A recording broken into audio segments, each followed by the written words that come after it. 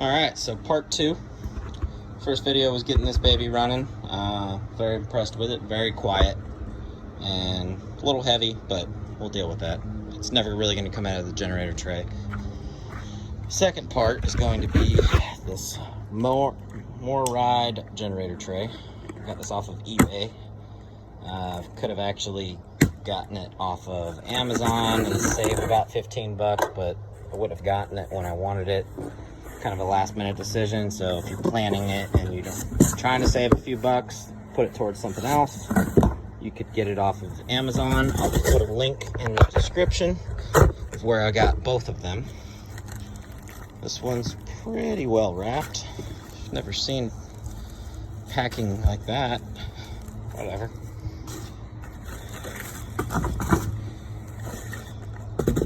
And here is our tray. This sounds like mounting hardware. Nope, just kidding. That is a generator strap. That's nice. Comes with straps. I guess it's got these little loops at the edges. It's not bad. Let's get this thing out so we can figure out how we're going to mount this thing. Okay, so it looks like we can stick carriage bolts through here. Alright, so it's got a total of 8. 2, 4, 6, 8. 2. 1 on each side. That's not bad.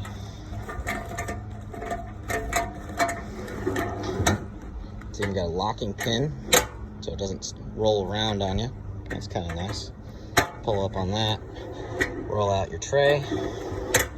This should work flawlessly for what we need.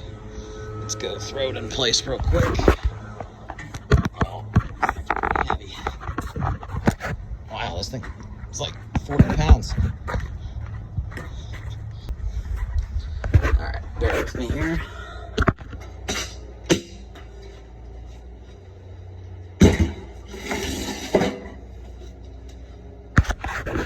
Alrighty.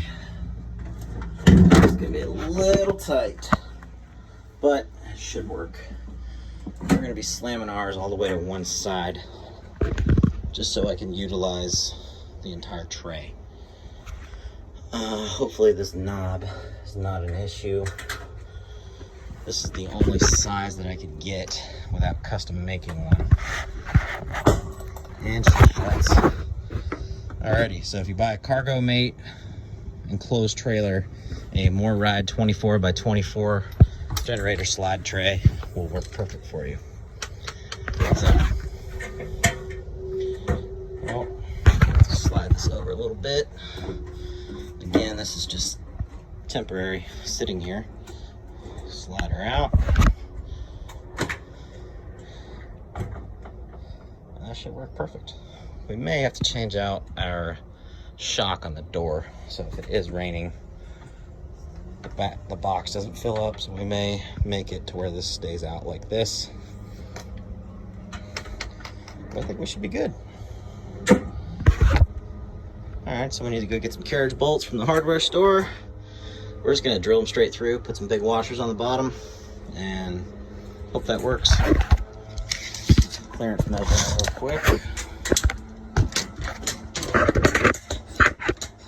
So we got roughly 30 inches, 30 and a quarter at the most. It's more like 30. Tape keeps bending on me. About 30 inches clearance.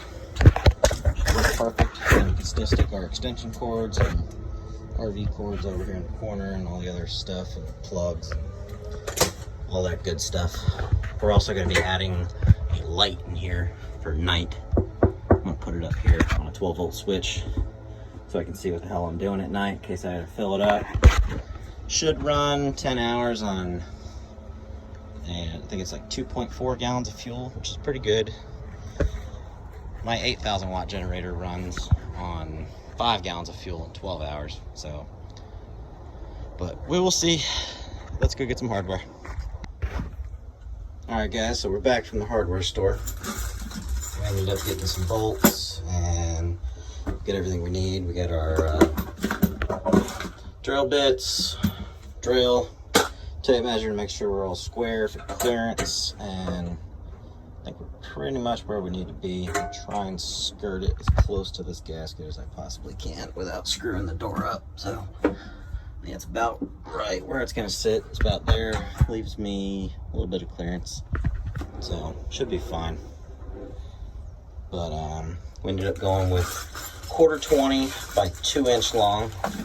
And then I remembered that I had locking nuts at the house instead of using the crappy ones without locking nuts.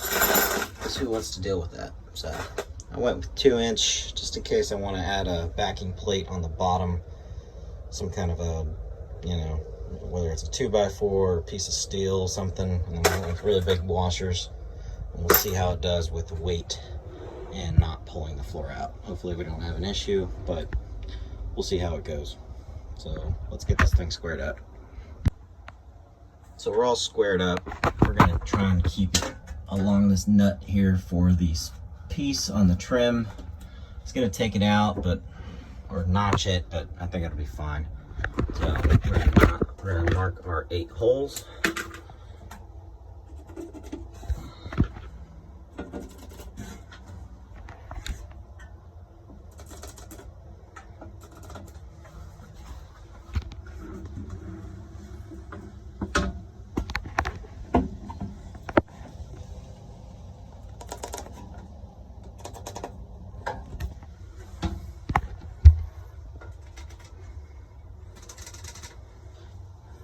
Alrighty. Let's tray out of here and start drilling holes in the trailer. Yay.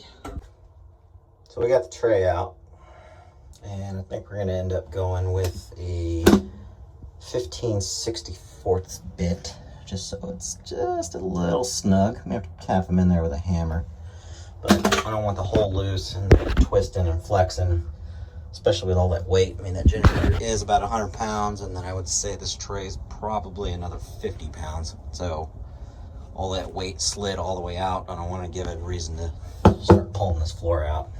So, alrighty, here goes nothing.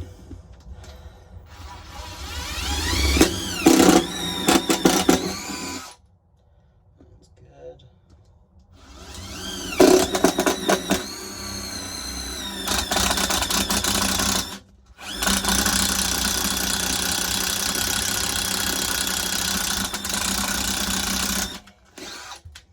Hitting something. We'll come back to that one.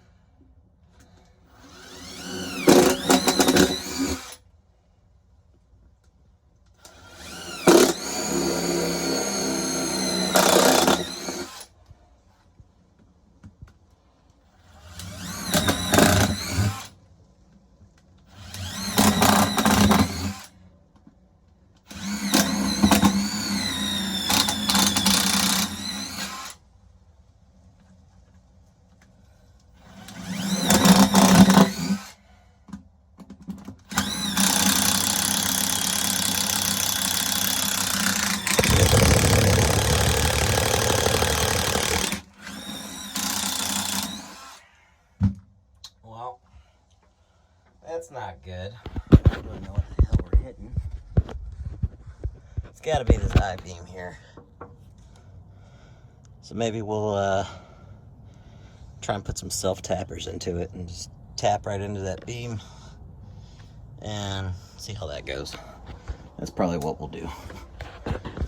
Let's go find a foxtail brush and sweep this out before we put the tray back in. So we got all our carriage bolts in.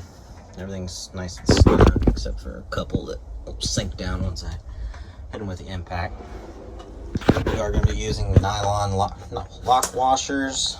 Those are stainless, these are not, but I'd rather have a nylon nut than a non-nylon nut, and having one of these pop out, and then over time they all fall off and I go to pull the generator out and then it falls out of the damn tray.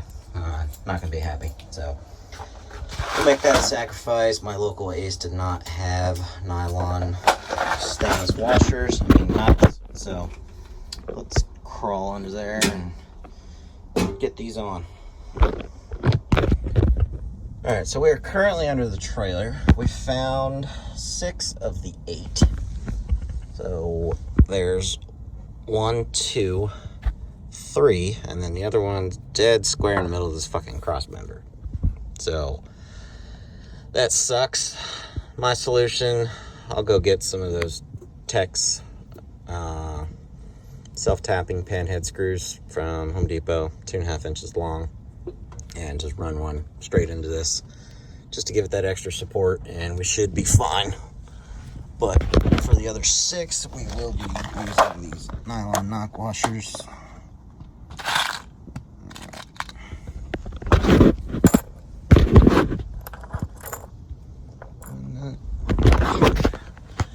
Let's get that bad boy up in here. At least the breeze is picking up.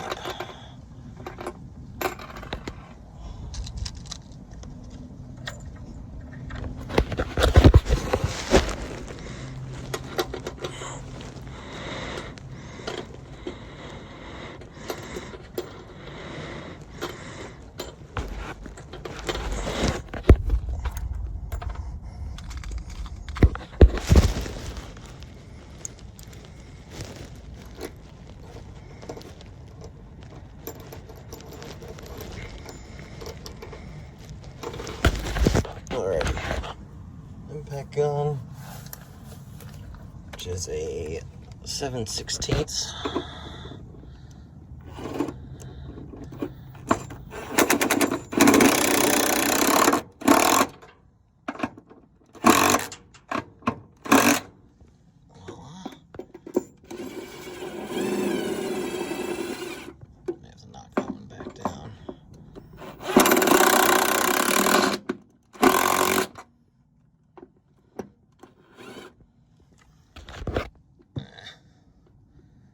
About to go back up top and pull that one down. I did notice from the manufacturer that I got this from, they did not seal this hole. Kind of pissed about that for the money I spent on this trailer.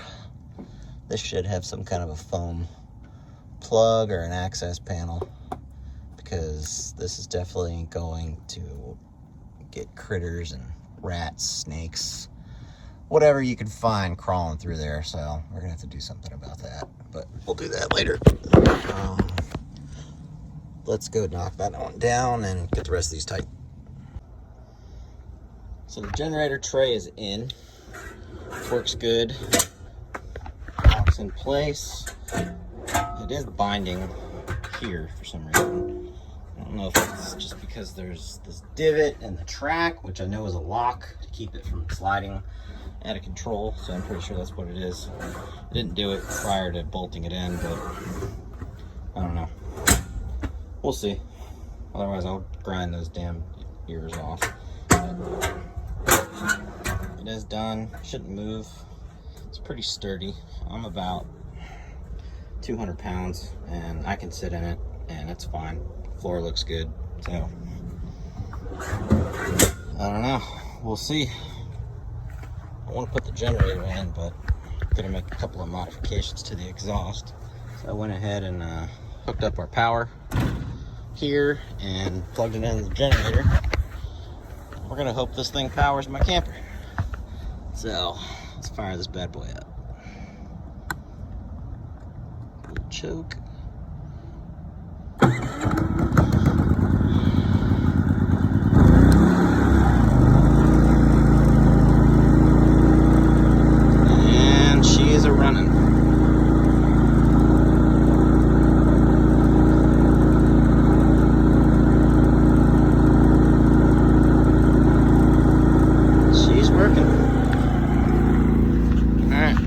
Did uncover this side. Oh, my lights are on.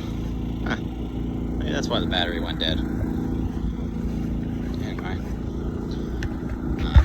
stand on top of this. So I'm gonna pinch my canvas at the door and open the AC.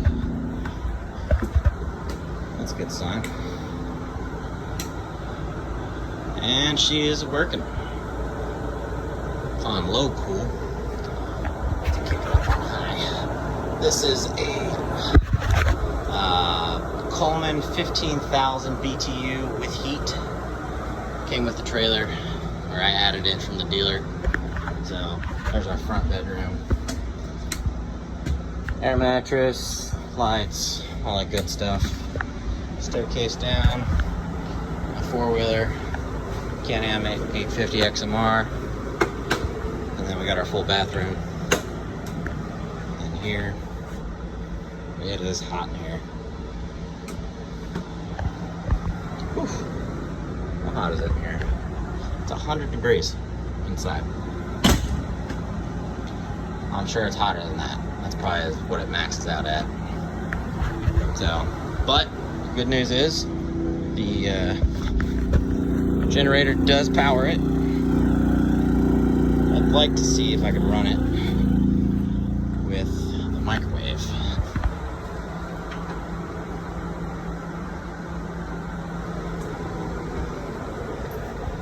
Curious if the microwave will work or not.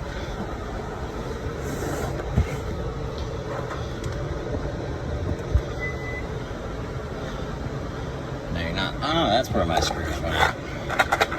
Knew they were here somewhere. I need something to put in there. And I don't have anything.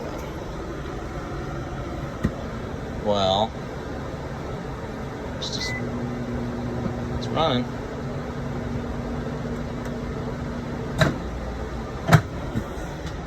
It hasn't tripped yet.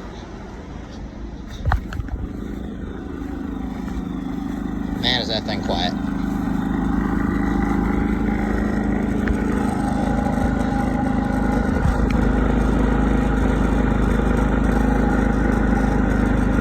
Eco does nothing. Probably because it's plugged into the 30. It may be able to kick down into Eco once the compressor kicks on and off on the AC. But definitely working.